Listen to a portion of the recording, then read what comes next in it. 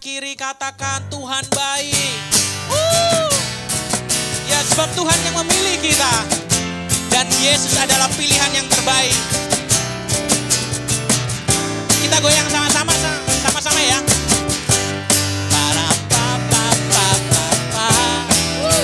Yuk goyang.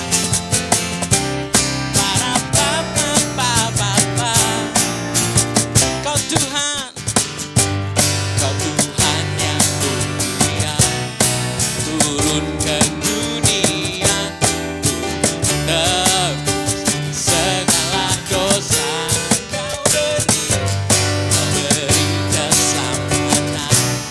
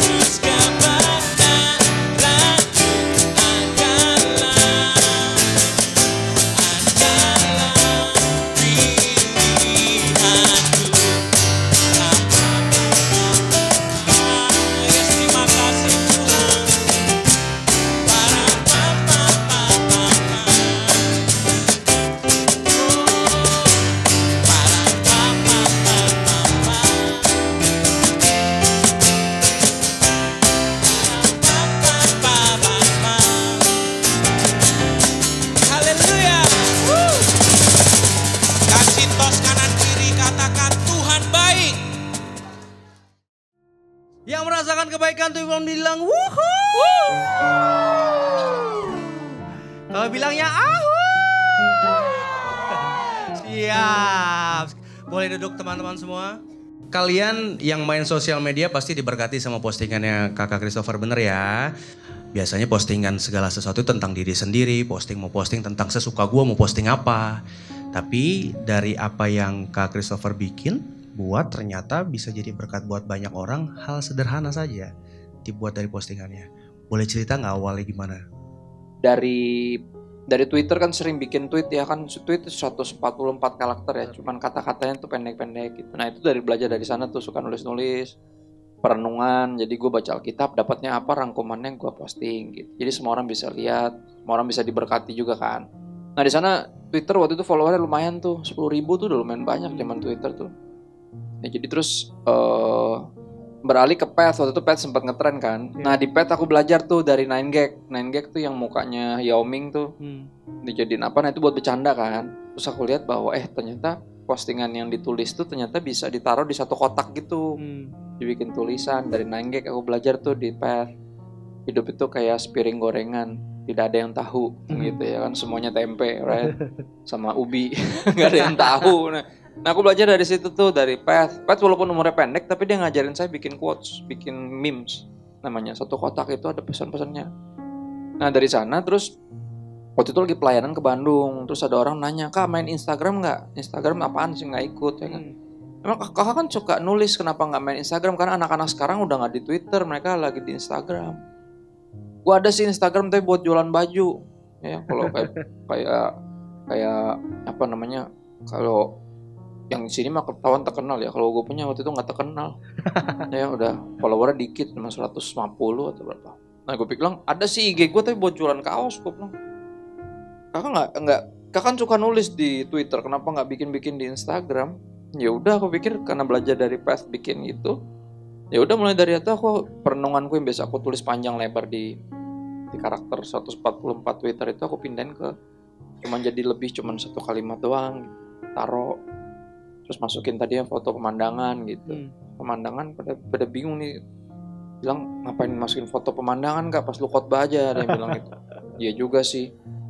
Satu, foto khotbahnya gak terlalu banyak karena jadwalnya juga belum banyak yang undang. Akhirnya dulu punya temen sampai kerjaannya jadi cuma nemenin pelayanan gitu ya. Kadang nyetirin mobil kalau gue ngantuk. Dia gue suruh fotoin gitu. Kadang yang fotoin juga panitia retretnya. Jadi fotonya ya random aja gitu. Terus nanya kan, kalau emang lu pengen orang lihat firman Tuhannya, kenapa lu pasang muka lu? Ya gue bilang ya ini kan IG gue. Masa gue pasang muka orang? Iya bener.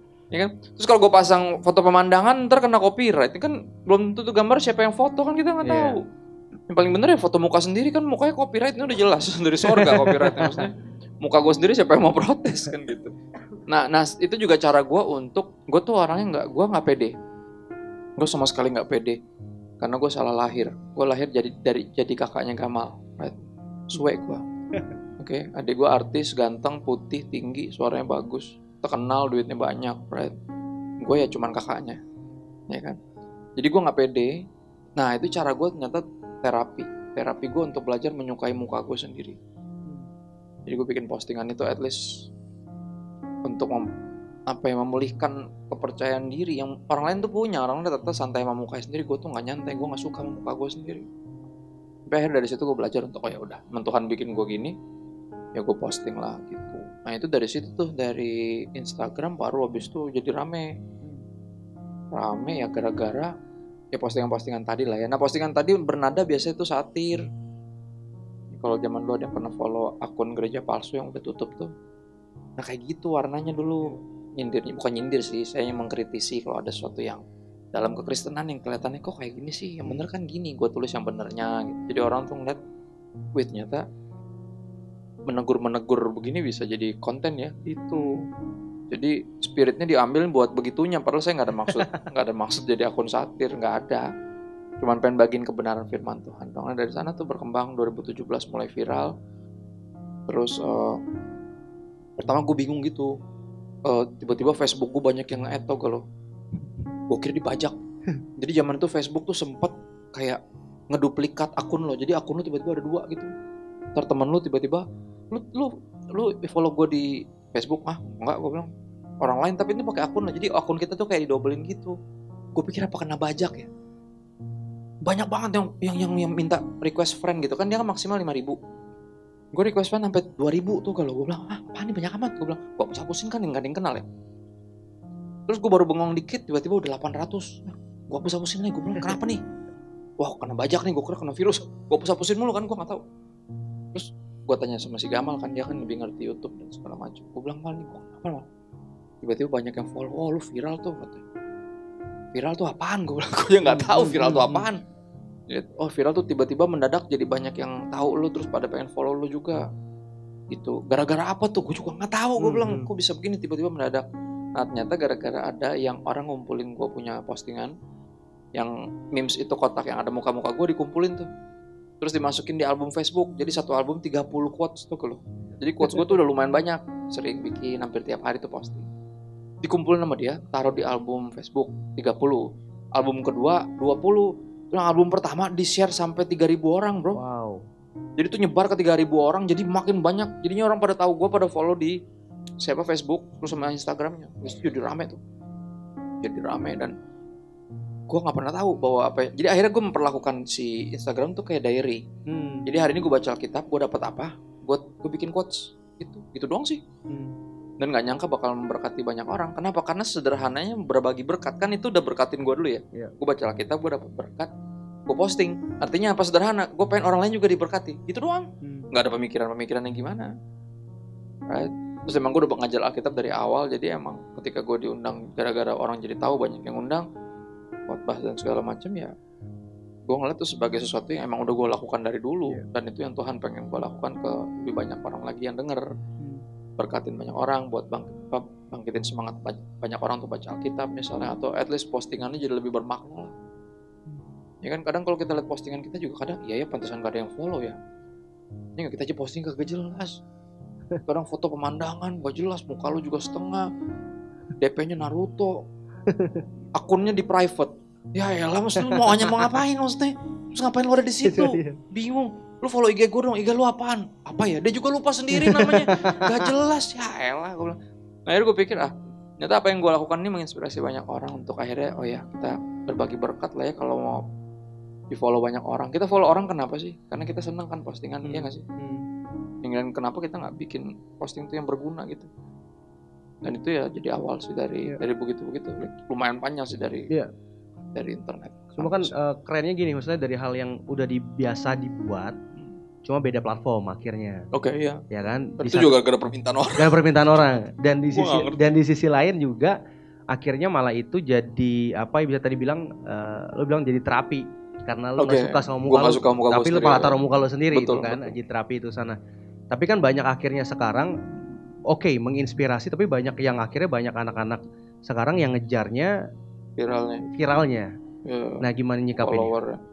Ya gue cuma mau nasihatin doang sih, kalau lu hidup karena follower, lu akan mati kalau di unfollow. Gue ulang ya, nggak nangkep lo. Kalau lu hidup karena follower, itu yang bikin lu bersuka cita. Lu bisa mati dan bete kalau ada yang unfollow. Tapi kita kan nggak hidup karena begituan. Ya kan? If you live by people's approval, you will die by the rejection. Kalau hidup karena pengakuan orang, lu akan mati karena nggak diakui sama orang. Dan gue cuma mau nasihatin itu dong. Kalau yang lu cari cuma viral, ya viral doang yang lu dapat. Kayak gini, kayak lu kejar pengen jadi kaya doang yang lu dapat. Tapi kalau lu kejar jadi berkat, beda lagi. Lu akan lebih kaya dari orang yang cuma jadi kaya. Ya kalau direnungin, buat apa jadi kaya kalau nggak jadi berkat? Pernah renungin gak? Buat apa? Ada orang yang sakit perut karena belum makan. Ada orang yang sakit perut karena kebanyakan makan. Mendingan apa? Mendingan yang kebanyakan makan kasih yang belum makan. Dua-duanya gak sakit perut. Sesederhana itu. Orang kalau cuma mikirin viral, mikirin begituan, ya lu tinggal bikin aja yang aneh-aneh bro. Gak jadi berkat, jadi aib. Tapi kan aib yang ngejual ya. Bener. Aib yang ngejual kan orang tuh seneng lihat orang tuh aibnya orang. Ih najis banget dilihat deh. Malah diposting, malah di-repost. Tapi gini, kalau kita ikutin itunya, kita akan jadi najis malah. Bukan jadi berguna gitu loh. Jadi gue gak terlalu peduli mau banyak yang likes mau apa enggak. Gue cuma lihat kalau gak banyak yang likes, kemungkinan antara dua, guanya ribet, bahasanya orang gak ngerti, atau orang salah ngerti. 2 hal itu doang yang gue perhatiin tuh itunya. Kebenaran harus dibagiin, orang mau suka atau enggak. Ya kalau postingan gue tentang asmara pasti rame, kalau tentang pertobatan pasti sepi, kan gitu. Itu bukan karena kontennya, itu emang karena kebenarannya orang suka atau nggak suka, bukan karena postingan gue. Jadi gue belajar untuk ngingetin mereka sebisa mungkin gitu, gue nasehatin.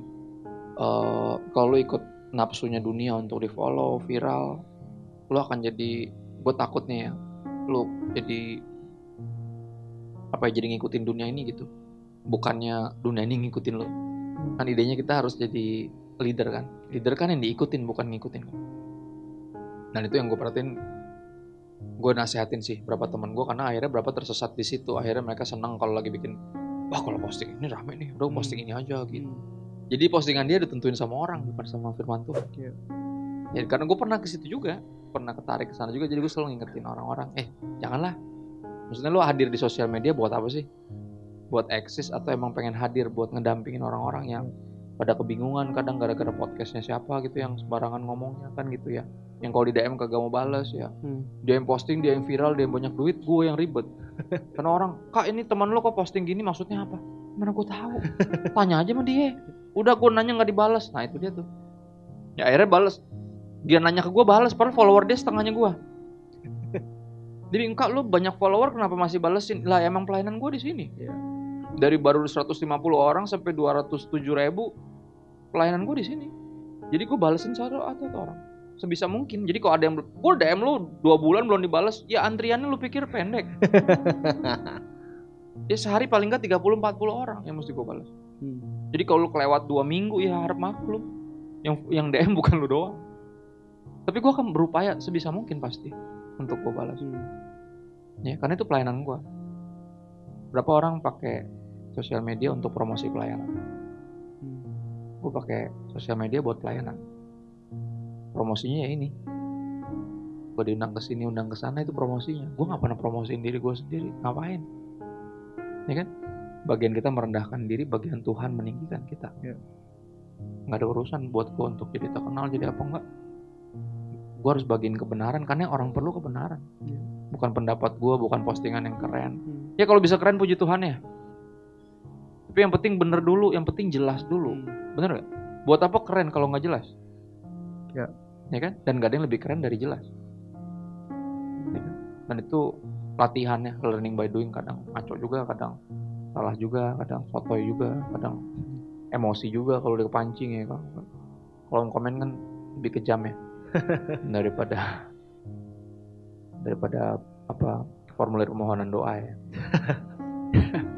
Jadi itu sih ya gue selalu coba nasehatin deh, khususnya yang baru-baru naik gitu, yang tiba-tiba viral. Gue cuma ngingetin doang, hati-hati bro, maksudnya pokoknya tetap beritain kebenaran deh. Ya.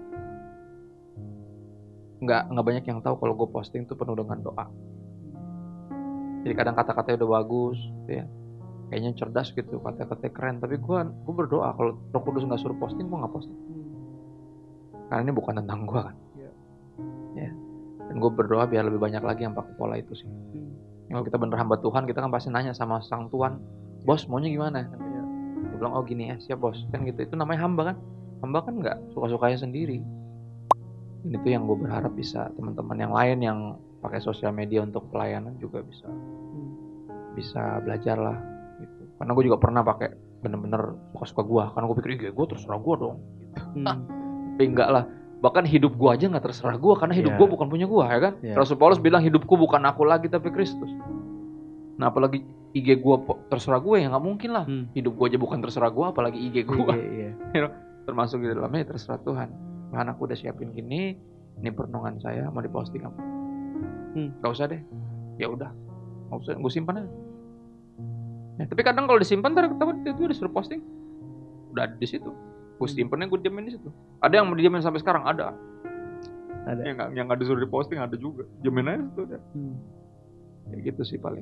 Terus waktu lo terjebak sama ngikutin pasar tanda kutip, nah, gimana cara balik ya? Siapa ada orang yang ngingetin nggak? Atau memang lo sendiri yang aware sama itu? Sebenarnya nggak ada sih. Salah satu yang Tuhan pakai buat bukan ngingetin ya, buat menegur, mengingatkan bahwa ini bukan tentang diri gue tuh akun satir. Jadi akun satir ketika gue ngerubah gaya lebih memberkati, udah gak sesatir mereka dulu pada kecewa. lu udah berubah bang, gue ngedolain lu makanya gue bikin ini, right? Jadi gue yang bangkitkan mereka, bikin itu, akhirnya mereka nyerang balik. Kayak postingan gue karena gue yang cukup viral ya gue, terus almarhum Radit. Jadi yang diserang kita terus karena kita yang paling banyak followernya. Kalau nyerang orang lain kagak ada yang kenal. Jadi nggak naik, nggak ada. Engagementnya rendah. Jadi nyerang kita terus, padahal kita posting kebenaran, cuma dicari-cari aja salahnya gitu. Ada-ada aja gitu. Ya sempat kecewa, teman pas gue baca Alkitab, iya zaman Yesus aja, Yesus cari salahnya apalagi Kristo ya. Yesus kok, firman jadi manusia aja dicari-cari loh salahnya, ngadi-ngadi orang apalagi gue. Ya wajar aja sih. Ya. Nah dari sana gue itu diserang banyak sama akun satir gitu. Nah dari sana tuh gue berusaha untuk membela diri kan. Misalnya postingan gue dibelokin nih, artinya gue coba jelasin, bikin video. Oh postingan gue ini maksudnya gini, gue bikin video tuh. Bikin video-video lama-lama stres kan. Karena yang nyerang kan makin banyak. Karena mereka kalau nyerang gue kan follower tambah banyak kan. Karena engagement. Jadi akhirnya banyak nyerang. Akhirnya gue capek tuh tiap hari bikin video. Akhirnya gue capek karena mental kan. Diserang udah mulai, bukan cuma gue, bini gue juga diserang akun IG-nya. Yang gitu-gitu biasa orang tuh apa ya. Padahal mereka punya akun kan sebenarnya beritain kebenaran. Tapi idenya kenapa jadi lebih semangat nyari kesalahan ya? Iya sih? Nafsu nyari kesalahan sama semangat memberitakan kebenaran kan dua makhluk yang berbeda ya. Mereka gak bisa bedain itu. Gue puji Tuhan mampukan bedain itu. Roh Kudus bantu gue. Kalau enggak rasanya mirip. Bener. Kan bukan kebenaran yang gue posting. Itu rasanya gitu. Jadi sampai nyerang gue, nyerang bini gue, nyerang Radit, waktu itu ada teman-teman lain, dan Radit sama teman gue tuh stres, terus dia kontak gue. Kalau gue juga kena mental tuh, lagi kecewa. Gue bilang, oh ini pelayanan. Kalau nyerang orang Kristen guys. Gue tuh udah siap yang nyerang tuh orang lain, yang agama lain gitu loh. Gue udah siap nih, siap belajar Islamologi, belajar ini itu. Dia yang nyerang STH, sarjana tinggi hati, capek deh. Jadi akhirnya, gue bilang nih orang bukan bantuin gue, malah bikin ribet. Udah tahu nanya, udah tahu taat, bukan nanya. Gue pernah posting gitu. Ini kan udah. Jadi sengaja ayo di situ pas gue diserang-serang itu kan gue ngedumel sama Tuhan kan. Gue bilang Tuhan pelayanan kok gini amat ya. Terus alih-alih dapat, oh iya Kristo sabar ya, kan gitu. Gak digituin kok. Tiba-tiba Tuhan ngomong gini dong. Oh, jadi sekarang semua tentang kamu toh. Ya, digituin. Gue bilang ya elah Tuhan, lagi kena mental malah jadi mental break dance ini. Bukannya dikuatin itu enggak, gue malah ditegur. Nih kan, lu jadi ribet kenapa? Karena lu berusaha mempertahankan nama baik lu kan. Ya kan? Lu pengen ngatur ekspektasi orang. Oh posting gue tuh sebenarnya bukan gini tapi gini. Ribet banget lu. Jadi sekarang semua tentang lu tuh. Wah di situ gue ketampar. Dan menyadari iya ya. Yang tadinya tentang Tuhan kenapa jadi tentang gue ya? Kenapa gue sibuk ngejelasin diri gue biar orang gak salah nangkep tentang gue? Emang tentang gue. Bodoh amat orang mau mikir apa tentang gue. Ini yang kebenaran firman Tuhan yang gue bagi. Tapi di situ gue disadarkan tuh dari akhir di situ gue switch dan makin lebih tenang. Orang mau follow, mau unfollow, mau like, mau dislike, mau diposting, gue udah gak terlalu peduli. Buat gue ini kebenarannya, kalau lu gak suka ya udah. Kalau memberkati lu ya silakan di share, kalau enggak silakan unfollow, gampang kok gue bilang. Jadi di situ gue lebih gak capek. Kalau enggak capek lu. Kadang kita gak ngebales, dibilangnya sombong. Kita bales, dibilangnya kepancing, gak mau berantem. Gue bilang mau lu apa sih? Bener gak? Akhirnya serba salah dan di situ akhirnya gue menyadari iya ini bukan tentang gue. Kalau bukan tentang gue lebih chill. Gue nggak harus balas dia. Kalau diajakin ribut nggak harus gue ributin. Ya kan kalau difitnah nggak harus gue jelasin. Ngapain? Karena bukan tentang gue.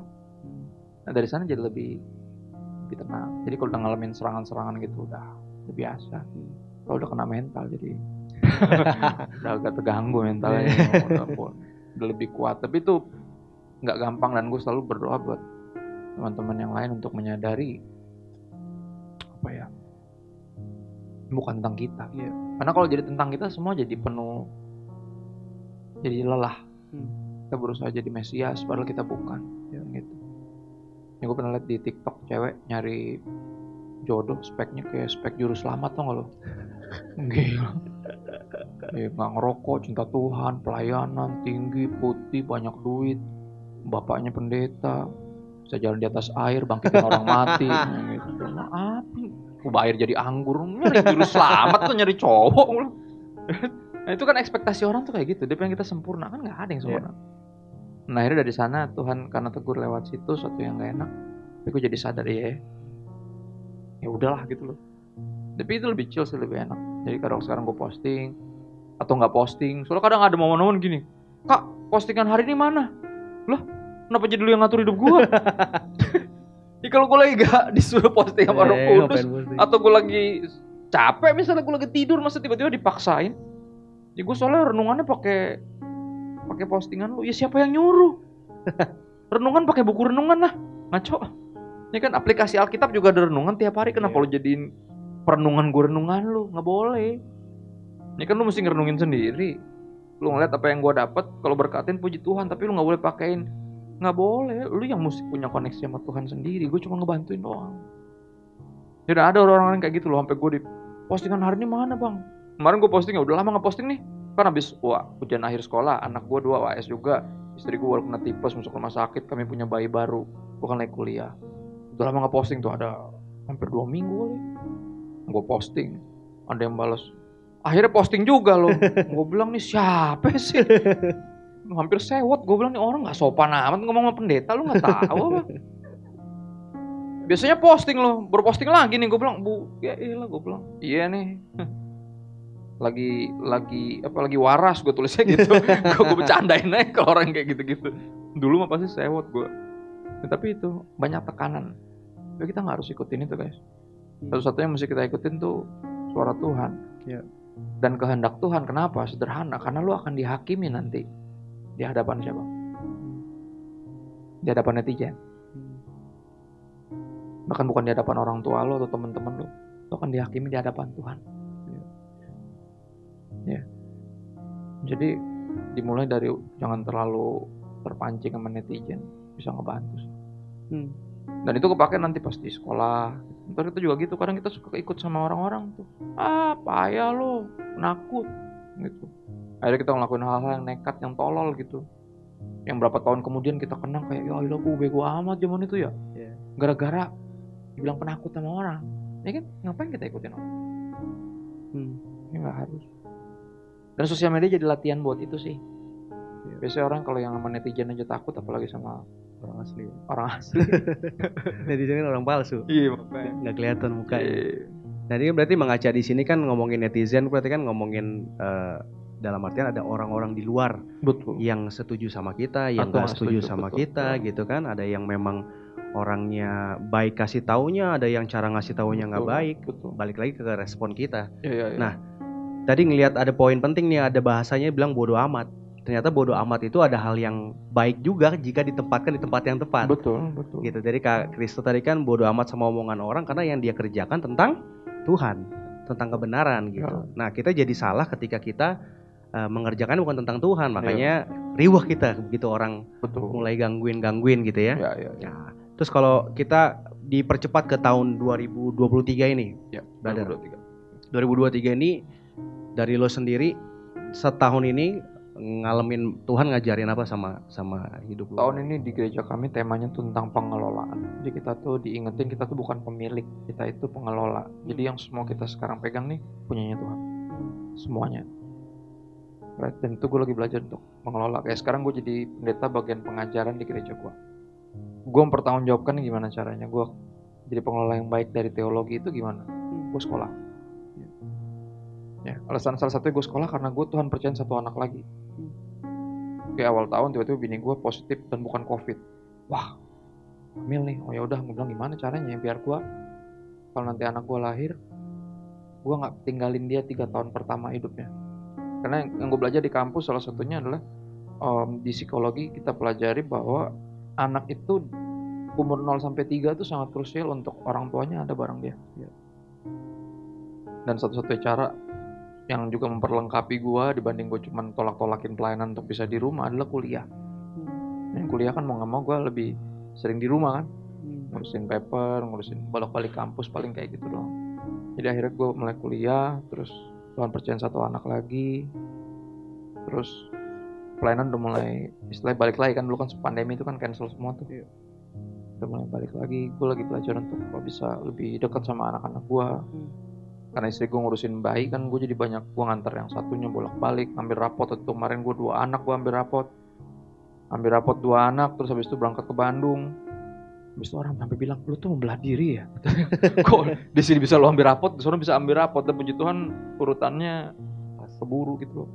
Dan gue lebih banyak ngelihat bahwa pelayanan tuh gak melulu yang di mimbar gitu loh. Karena kalau dulu gue selalu mikir tuh, gue sampai sakit-sakit dulu kadang pelayanan, Lek. Iya. Jadwal padat soalnya. Iya, akhirnya pas gara-gara gue sakit, gue jadi repotin bini gue kan. Gue di rumah sakit nih, bini gue ke rumah sakit, bawain baju bersih, potongin buah, terus balik lagi ke rumah ngurusin anak pada besok ulangan, bolak-balik. Akhirnya bini gue bilang, tuh kamu capek tuh. Nah ngapain sih diambil semua, dia bilang. Ya kan pelayanan, masa gue tolak. Ya. Lagian kalau kamu bilang gak bisa, mereka juga cari pembicara yang lain.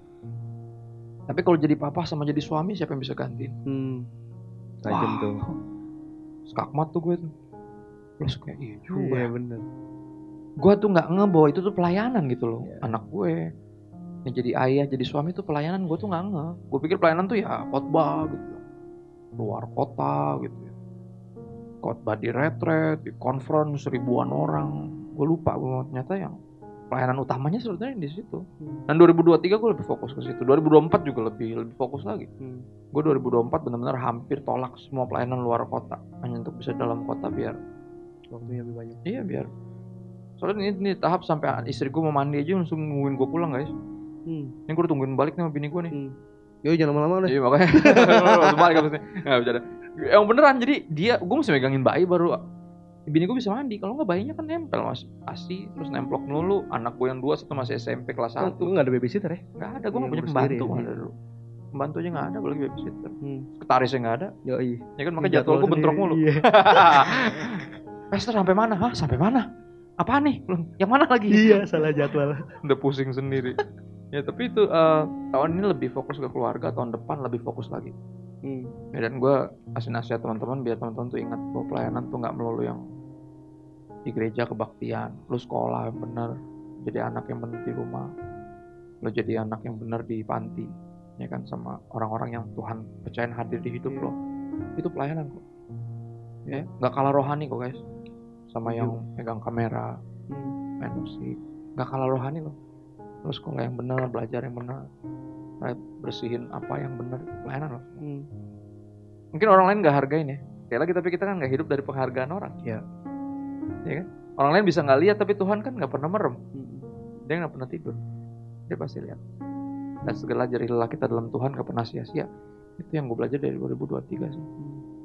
Banyak banget yang bisa kita push diri kita. Salah satunya gue kuliah itu gue push diri. Benar gini, gue udah tenar, oke? Orang udah tahu. Semua orang udah mengakui kependetaan gue. Gue kuliah teologi ngapain lagi? Tambah ribet hidup gue jujur. Nggak nambah jadwal juga. Iya. Tapi gue menyadari bahwa ternyata memperlengkapi diri itu bagian kita. Upgrade. Kita bisa push diri kita loh. Lu bisa ternyata lebih rajin dari sekarang, lebih pintar dari sekarang. Ada satu postingan bagus, dia bilang kalau kita meluangkan sekitar 18 menit satu hari untuk melakukan yang kita lagi lakukan, dalam setahun kita bisa menguasainya. Apa aja. Misalnya demen main gitar nih, setiap sehari 18 menit lu main gitar. Ya, ketika lu lagi mau, misalnya lu bodok nih matematika misalnya, itu bahasa Yunani itu bodok. Ya. Kalau lu bodok matematika nih, lu belajar matematika tambahin 18 menit sehari. Akhir tahun lu bisa pinter. Dan itu dia bilang gitu, itu berlaku buat apa aja. Apa aja. Apa sih 18 menit sehari? Ya enggak, lu scrolling bisa berapa jam sampai HP jatuh ke muka lu kan. Tandanya mesti tidur. Itu tandanya mesti tidur, kalau udah keplak gitu, itu lu ngantuk tidur. Matiin HP lu, tidur. Ya alarmnya itu udah kalau udah keplak gitu udah ngantuk itu, nggak usah dipaksain. Bayangin kita bisa berjam-jam begini, artinya kita bisa 18 menit melakukan hal yang berguna. Apa aja guys?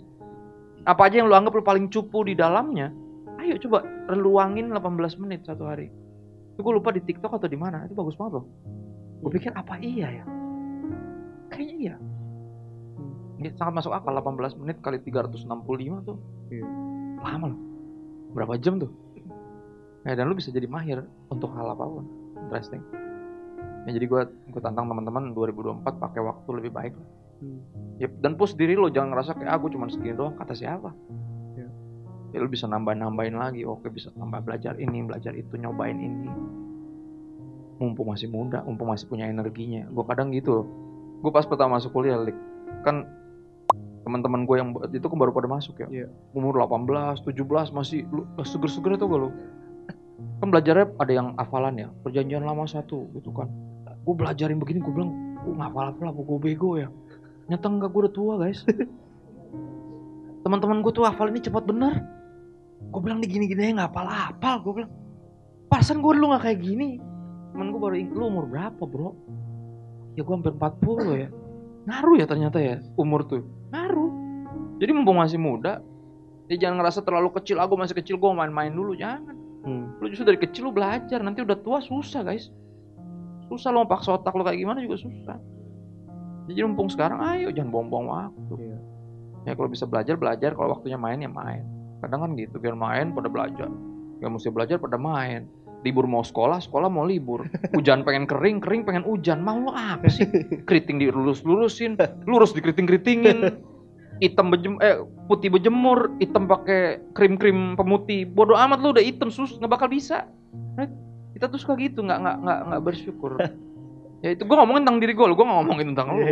Itu gue dulu, gue catok-catok rambut gue, wah, catok-catok sampai udah nggak ada sekarang rambut. Putih-putihin apa, gue bilang udah lah. Ya, belajar bersyukur aja dan kembangin yang ada.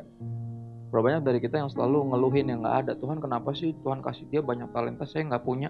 Ada talenta lo, nggak pernah lo kembangin aja. Ya kan? Kita minimal punya 1 kalau kata firman. Dan jangan sampai 1 itu kita nggak kembangin cuma gara-gara kita ngiri sama yang punya 2, yang punya 5. Lo pilih kasih, gue cuma 1, yang lain 5. Ya kenapa kira-kira gue kasih cuma 1? Lah 1 aja nggak lo apa-apain. Ngapain gue kasih 5? Mubazir, bener nggak? Makanya 1 dikembangin, biar Tuhan tambahin lagi. Kalau emang itu kerinduan lo, tapi buat apa sih banyak-banyak? Ya nggak? Ya nggak? Buat apa sih banyak-banyak kalau nggak dipakai buat Tuhan? Benar dong nggak? Buat apa? Pinter, ganteng, kaya, cantik, putihan. Keputihan penyakit ya, salah ya. Putihan penyakit. Buat apa kalau nggak dipakai buat Tuhan? Benar? Ya kan? Dan itu yang mesti direnungin sih. Kalian masih umur-umur segini, wah gila lagi, otak lagi seger-seger. Iya. Ya diisinya jangan sama Naruto guys. Naruto nggak mati untuk menyelamatkan dosa-dosamu. Mendingan beritain Yesus, baca Alkitab sampai kelar. Kan gitu ya biasanya resolusi tahun baru kan gitu ya. Baca Kejadian sampai Wahyu. Baiklah. Sampai kelurahan aja udah pulang lagi loh. Emang ada Kejadian, kelurahan, keluaran itu aja udah ngaco, right? Stuck di imamat, ya kan, imamat ini berapa senti, berapa meter, apaan emang menjadi kuli kan gitu. Apaan nih, stop, maju dikit sampai bilangan, angka semua, udah benci matematika, baca kitab ketemunya bilangan, stop, maju dikit kalau kuat sampai tawarik, si ini peranakan si itu dari si ini siapa sih kenal kagak saudara bukan, bener gak? Udah kelar 1 tawarik, ada 2 tawarik, pakai ada sequel kebagusan. Si ini peranakan si ini dari si ini, bodo amat ya kan. Itu dia, Alkitab akhirnya gak kelar-kelar, boro-boro sampai Wahyu. Akhirnya udah berapa tahun berselang, udah 7 tahun, 8 tahun gak kelar-kelar bacanya. Habis stopnya di situ terus. Siapa yang suruh stop? Baca terus lah. Ya dong, kapan kelarnya kalau stop? Pertanyaan bagus. Ya kan? Kadang resolusi pengen baca Alkitab Kejadian sampai Wahyu, resolusi 2023. Pas mau bikin 2024, ini ganti aja deh tahunnya. Ya, ganti tahun doang. Sama aja itu lagi. Ganti tahun doang. Ya pengen berhenti bikin dosa gitu. Terlepas dari keterikatan apa. Tapi intinya itu terus. Kenapa? Karena ya upayanya gitu-gitu doang. Nggak ada extra effortnya. Yang mau baca Alkitab, udah tahu baca Alkitab sendiri bosen, ya jangan sendiri bacanya. Ramean lah, ikut kelas apa kek, ikut Zoom apa kek, follow Peter Chris kek, teman gue, ya kan bikin Alkitab, pembelajaran Alkitab online, ikut kelas pendalaman Alkitab kek, ya kan pengen lepas dari keterikatan tapi nggak pernah punya komunitas yang sehat, yang ngingetin gitu, ya kan ngecekin history browser lo nggak ada, ya mesti punya orang-orang kayak gitu, nggak ada upayanya yang mana bisa nyampe lah, ya nggak, upayanya apa? Nggak ada. Terus kita bingung itu kenapa nggak nyampe ya menurut Ngana? Kenapa? Nggak ada upayanya. Yang berdoa 2024 kita lebih berupaya lah. Ya walaupun semuanya anugerah Tuhan ya. Tapi anugerah Tuhan atau kedaulatan Tuhan bukan berarti kita mengesampingkan kewajiban kita. Ya, gue pengen teman-teman melihat itu sih. Ini kalian punya masa depan, kalian tuh lebar banget di depan kalian. Semoga ini jadi berkat buat teman-teman semua. Tepuk tangan dulu dong. Jadi 2024 taat sama Tuhan. Kalau kemarin-kemarin dengan segala sesuatu yang Tuhan percayain, jadi pengelola yang baik, melakukan yang terbaik karena Tuhan udah percayain yang terbaik di tangan teman-teman hari ini. Sehingga 2024 nanti ada titik yang berbeda karena Tuhan percayain itu, dan juga karena kalian bertanggung jawab mengerjakannya. Sekali lagi tepuk tangan dulu buat kita semua. Boleh sekalian tutup doa? Kita berdoa ya. Tuhan, bersyukur buat penyertaan Tuhan sepanjang hidup kami, bukan cuma sepanjang 2023 doang. Kami ada sampai hari ini cuma karena anugerah Tuhan. Dan ajar kami di 2024 lebih mensyukuri anugerah Tuhan dengan lebih bertanggung jawab sama semua yang Tuhan percayakan ada di hidup kami. Kami angkat tangan kami dua bukan untuk minta berkat lebih banyak, tapi untuk ingatkan diri kami bahwa tangan ini telah menerima berkat terlalu banyak dari Tuhan. You've been too good to us, kau sudah terlalu baik dalam hidup kami. Kami angkat tangan kami dua tinggi untuk ingatkan jiwa kami bahwa tujuan akhir anak-anak Tuhan diberkatin bukan untuk jadi kaya, tenar, viral, atau yang lain-lainnya, tapi untuk jadi berkat. Dan ini kerinduan kami yang terbesar, kami rindu jadi berkat. Dimanapun kau tempatkan kami, apapun yang kami kerjakan, izinkan kami bawa hadirat Tuhan dan jadi berkat. Pertama di tempat kami tinggal, berdomisili, di lingkungan kami, di tempat kami menimba ilmu, institusi manapun, tempat kami bekerja, berusaha, dan melayani. Kami percaya roh yang sama yang bangkitin Yesus dari antara orang mati, Roh Kudus tinggal dalam kami, yang mampukan kami untuk gak hidup bagi diri sendiri, sehingga bisa jadi berkat bagi orang lain, dan memuliakan Bapa kami yang di sorga. Dan menghadapkan wajahnya kepadamu, menyinari engkau dengan kasih-Nya. Biar kasih dari Allah Bapa yang dibuktikan lewat pengorbanan Sang Putra Yesus Kristus di kayu salib, serta persekutuan dengan Roh Kudus menyertai kita dari hari ini, tahun depan, sampai Maranatha Yesus datang lagi untuk jemput kita, membawa kita ke tempat yang Dia janjikan, Dia siapkan hanya untuk kita. Dan sampai saat itu tiba, teman-teman yang udah diberkati dan siap rindu dan rela untuk terus jadi berkat sampai kita pulang atau Yesus jemput lagi. Dalam nama Yesus semuanya berkata, amin. Amin.